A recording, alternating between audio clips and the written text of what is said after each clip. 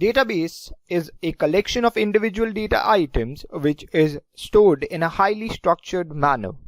Hey guys, welcome to another video of your favorite cloud learning platform, K21Academy, where you learn cloud from the experts. Now let's have a look at the agenda of this video. First, we will be covering what is a database. Moving on, we will be going to cover different types of AWS databases, and we will be going in depth about what is the comparison between all these different types of AWS databases. We have taken this clip from our step-by-step learning program on AWS Certified Solutions Architect Associate. Now, let's hear from our expert. What is a database? Moving on to the various kinds of database services which are available in AWS cloud. So near about each and every type of database which is there available in the on-premise environment, the similar or equivalent is available in Amazon also for the same service. So but first of all, we should understand what the database is. So it is actually a collection of individual data items which are stored in a structured manner, and that is known as a database. So we have got some information which is stored in a structured manner, and that information in the structured way is known as database. It provides an ability to store large amount of data or information into a structured way, and then it gives you an ability that you can access it also quickly. When there is a lot of data, if you put it in the text form, it will become difficult for you to access and get the information out of it. With databases, the structure that we create for the databases, it becomes easy for us to access the information which is required to be used by us. It also helps us to ensure the security that is there, so that unauthorized people are not able to access the data that you have created. Now there are two kinds of databases which are there.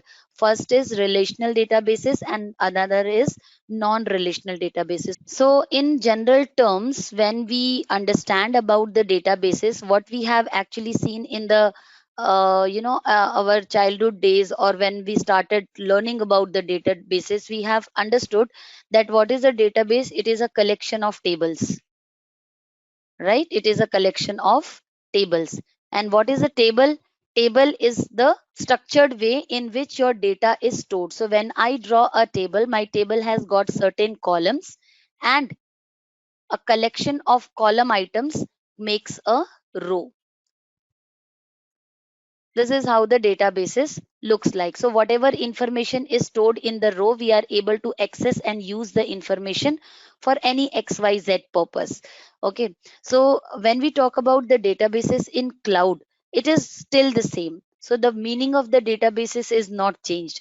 We still have the databases in cloud, but then with the time and with the evolution of the type of information, there are various categories of the databases which are being used at present in the market. So we will be taking up one by one all the kind of databases in the syllabus. Basically, if you see the exam point of view, you have got this relational databases, you have got this key value databases, the one which is diminished, you must not be able to see it. So there are certain type of databases which are actually you are going to use into your exam, but then you should know what all these kind of databases are. So the first and the foremost type of database that I am going to discuss about is my relational databases. Okay, so when I say relational databases, so that means what? My tables that I'm going to create in the database, they will be related to each other with some key field. So whenever you are creating a database, the database that we all know is, we always have a primary key which is there in the database, which is actually uniquely identifying a record in the table. And the primary key that we are using over here is common in all the tables, so that the information which is stored in this table can be related to this table and this table. Suppose, say, if I take an example where actually I am taking up the case where we are talking about a student database, maybe, or a school database, if I talk about that in that sense. So for a student, there will be a database which will be a admission table. So there will be a table, admission table. So in this table, there will be the enrollment number of the student, and then all the information, what is his address, mobile number, father's name, mother's name, x y z, a lot of information will be there. And then there will be a database class, there will be a table, class 6th table, suppose say.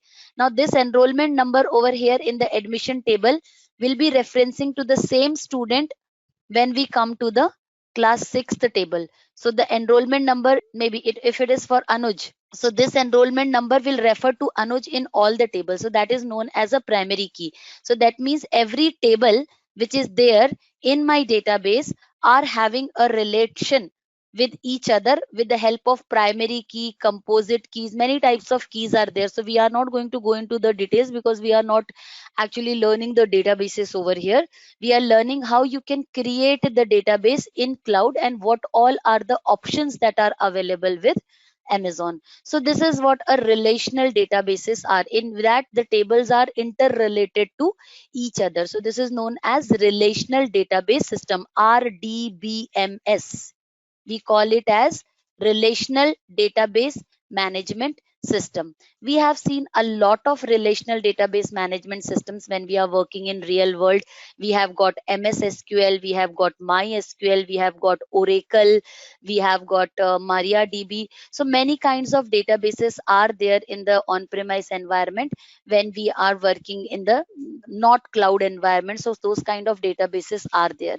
So when we talk about the same databases in cloud and we want to have the similar relational database to be created in the cloud, then we take up these services which are offered to us by Amazon. This is Aurora and RDS. Okay, so these are the two services which are offered to us by Amazon for creating those relational databases, which actually helps us to create the OLTP kind of databases where you can do the transactions. Okay, so wherever you want to create a transaction which is ACID compliant, so ACID is actually atomicity, consistency, isolation and durability. So the features that you expect from the data that is being stored, so you should be able to identify it uniquely, the data should be consistent, whenever you are working on the data it should be isolated and it should be durable when you store the data into the database. So all these things has to be taken care and you should be able to access the data that you have stored in the table. So if you want to have such kind of databases in Amazon, Amazon gives you the facility with the help of Aurora and RDS. Some people are asking what is a database instance. So instance is always the same, my EC2 instance. If you create a database on it, that means you install MySQL, MS SQL or Oracle on it, it will become a database instance. So there is nothing new into that. Database instance is like a normal instance, but you are going to install the database services onto that particular. Okay, so if you have any kind of requirement where you want to have a ERP or CRM kind of database that is to be created, the traditional database where the strict tables, strict structures are there, so then you make use of these relational database services which are offered to us by Amazon in the form of RDS, that is relational database service, and Aurora. We will be going into the details, what RDS, what Aurora, everything. We will be going on to that details. See, I have told you the full form of ACID transactions. ACID, A stands for atomicity, C stands for consistency, I stands for isolation, and D stands for durability. So when I say atomicity, that means the entire transaction takes place at once or it does not happen. So either it will happen or it will not happen. That is what is known as atomicity. When I say consistency, that means the database must be consistent before the transaction and after the transaction. So if your table or if your database is supporting this particular, that your data which is stored inside the database is consistent before the database started the transaction and after the database ended the transaction. So that means consistency of the data. Isolation, that means when multiple transactions are occurring, they will occur independently. It won't be that one transaction will interrupt other transaction and both of them will fail. So it will be, if multiple transactions are happening, they will occur independently without interfering each other. That is known as isolation, and D stands for durability. So when I say durability, that means the changes that are successful when you are executing the transaction, if the changes are successful, even if the database fails after some times, your data should be there, which is updated and was confirmed while that the transaction is successful.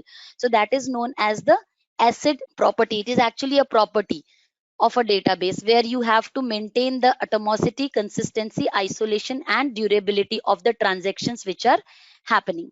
Okay, so this is actually a feature of a database. So when we say I have a good database, that means it is actually a asset compliant database. So these kind of features are there into it. So if in Amazon you are looking for it, then these are the two services which are going to help you out. And then if you are looking for a database where you are looking for a high throughput, low latency, when I say low latency, it is a single digit millisecond time of response. So I have a database, or say I have a table, whatever information is stored in the table, even if the size of the database is in terabytes, if I'm trying to fetch the information, I'll get the response within single digit millisecond. If you are looking for such kind of high throughput, low latency kind of databases where you can do reads and writes into the database endlessly, and then the most important thing is that you are not bounded with the structured database that usually we have with our relational database systems. So you do not, you want an unstructured database to be created. So in that case, we have these key value databases. So Amazon gives you it in the form of DynamoDB. This is the name of the service which is offered by Amazon. Where it is being used, so if you have a real time bidding where you need a quick response to whatever inputs are being given by the users, if you have a shopping cart, social sites, if you have clicked something, if you are searching for something on Amazon, and then when you come to the Facebook on your social site, you will start seeing the ads related to that particular search that you have done when you are doing some analytical study and inputting that particular into the system. So over there you can use these key value databases, and Amazon offers you this service in the form of DynamoDB. Okay, the third kind of service that Amazon offers you is the document DB. So suppose say you want to store documents and access them quickly by querying the certain attribute of that particular database. So if you want to create a database of documents, then you need a document DB service by Amazon. It is basically used for the content management functions. So this is another service that is offered by Amazon. Then you have the cache services which are being offered. So these are known as in-memory databases. In-memory databases, that means you won't be storing your data into any SSD or HDD drive. It will be actually in a kind of storage which is much, much, much faster than the SSD or HHD storage. So you can consider it as a kind of RAM kind of memory. So your whole database is created in the RAM, but this is actually a cache. Cache means temporary storage. So you will be able to do the transactions at a quicker rate, but this memory is not persistent memory. So it has to be copied and backed up by a standard memory structures. So Amazon gives you this particular ability that if you want to query the database or the information that you have stored into it, and over there you want a very less latency to be incurred on the transactions which are happening, then you can make use of these in memory databases. Amazon offers you the same service with the name Elastic Cache. So what happens, the question appears on in front of your screen, the answer appears in front of your screen, the person who answers, the time at which he has submitted the answer is recorded, and the difference could be in milliseconds, micro milliseconds even. So that has to be captured so as to understand who has given the answer first, and accordingly the candidate gets the markings. Just like in India we have a TV show called kaun banega crorepati. So we have a fastest finger first over there. So there comes a question, people participate into it. Whosoever is the fastest one to answer the question will get to interact with the Amitabh Bachchan of India. Okay, and he is allowed to play a game with him so that he can earn 2 crores out of that game. So such kind of leaderboards things, if you want to create real time analytics, or if you want to do some kind of caching on the databases, then this is the service that you will be using by Amazon, that is Elastic Cache. So Aurora RDS for relational databases, DynamoDB for key value databases, DocumentDB for content management, that is the DocumentDB service, Elastic Cache for creating the caches into the databases so that you get faster access. So the used case for that is leaderboard and real time analytics if you want to create something. So these are the different databases that Amazon offers you. Apart from these all, Amazon also offers you graph, time series, ledger, and wide column. Okay, so if I talk about the exam, which database will be asked in exam, so these are the two databases which are focused when you are getting a questions in examinations. Okay, so you also have to focus on these two only. We will be doing the practical of these two only, but then we will be giving you a theoretical knowledge of all the databases. So if I have to create any kind of databases where I have to store the graphical pattern of certain information that I am going to store in the databases, so then I'll be using this graph database, which is with the name Neptune, is available in Amazon. So if I want to quickly and easily create and navigate relationship between the data, if this goes up, it comes down, so that relational matrix comparison I have to do, so then I have to use basically this Neptune service in Amazon. If I want to have a time series to be stored where I collect, store, and process the data in a sequenced manner, okay, so then it is a time stream database. So if you have an IoT application or event tracking system, so then you have to use these time stream databases by Amazon. If you have to create some kind of databases where you want to have a complete ledger of something, when I say complete ledger of something, that means what? Like suppose, say, just imagine a situation when you buy a plot, that is a land.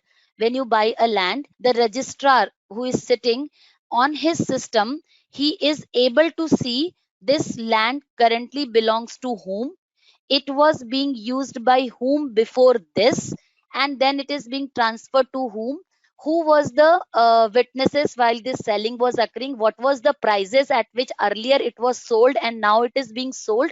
So the old data, the new data, the history, everything is maintained. So complete immutable verifiable history of all the changes that are being done on the data are recorded. So if that kind of databases has to be created and you need to store that information, you can use the QLDB service, that is Amazon Quantum Ledger Database, which is actually a ledger service by Amazon. So you can maintain the records, the supply chain management, healthcare, registrations, as I have told you, financial transactions if they are occurring on the share markets. So those kind of informations can be where the verifiable history has to be stored for the transaction. Just like you heard about the bitcoins, so they are also having a similar kind of thing. Who was the owner of the bitcoin before this, and who sold it, when sold it.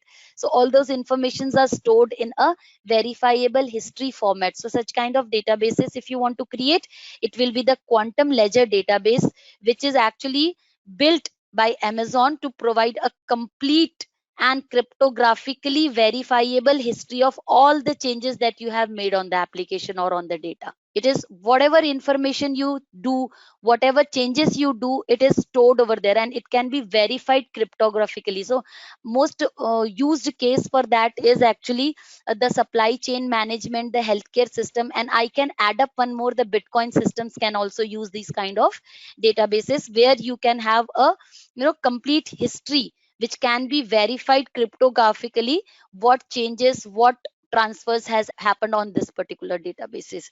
And the last one, it is the white column databases, which are actually scalable, highly available. Obviously all the services, the managed services which Amazon offers us are with this name. So if you want to have a Apache Cassandra kind of databases, so Amazon Key Spaces is the database that you need to use. So these are the different database services which are available. Apart from database, Amazon even offers you data warehouse services with the name Redshift. So from the exam point of view, if we talk about, it will be my RDS, that is actually the relational database, and my DynamoDB, which will come into the picture, and some questions related to your in-memory databases, that is your elastic caches. That's it. You won't be getting any questions from these. I have never seen questions from this, but that doesn't mean that you should forget all these. You should know that Amazon offers document DB, Neptune databases, TimeStream, QLDB, and Cassandra also. You should know about it. But important are the three ones that I have ticked: relational, key value, and in memory. We hope that you liked the video. We have put on everything about the certification, including the basic concepts that you should be knowing about on this 8-week learning path for AWS Certified Solutions Architect, where we start from the very basics like introduction to cloud. We move on to create cloud account, machine, and install CLI. Then we do security management AWS. Then we cover object storage options. After that, we move on to designing computing environment. After that, we cover load balancer, route 53 and auto scaling 1. And then load balancer, route 53 and auto scaling 2. After that, we cover networking and monitoring services. We follow on with database, server and analytics. We next cover application and messaging services. We move on with configuration management and automation. After that, we cover architecting on AWS 1 and then architecting on AWS 2. To cover it up, we help you with your certification with tips and resources for clearing certification, then CV preparation, and then we also guide you through how to register for exam and prepare for the certification exam of AWS Certified Solutions Architect Associate. And after that, we help you with some sample questions and projects for Solutions Architect exam. We have a separate team for CV preparation and on-job support. So if you want to learn from basic to expert level, then we have a comprehensive step-by-step training for you that includes hands-on labs and exam prep and 1 year on-job support. If you are interested in this program, then I would highly recommend you to join our free class. This interactive session or free class will help you in gaining an understanding of why and who should learn AWS Cloud, job opportunities in AWS Cloud, core AWS services, IAM, compute, storage, networking, HA and DR architecture, and many more. There's also going to be a live demo in which we will demonstrate how to create and configure load balancer with EC2.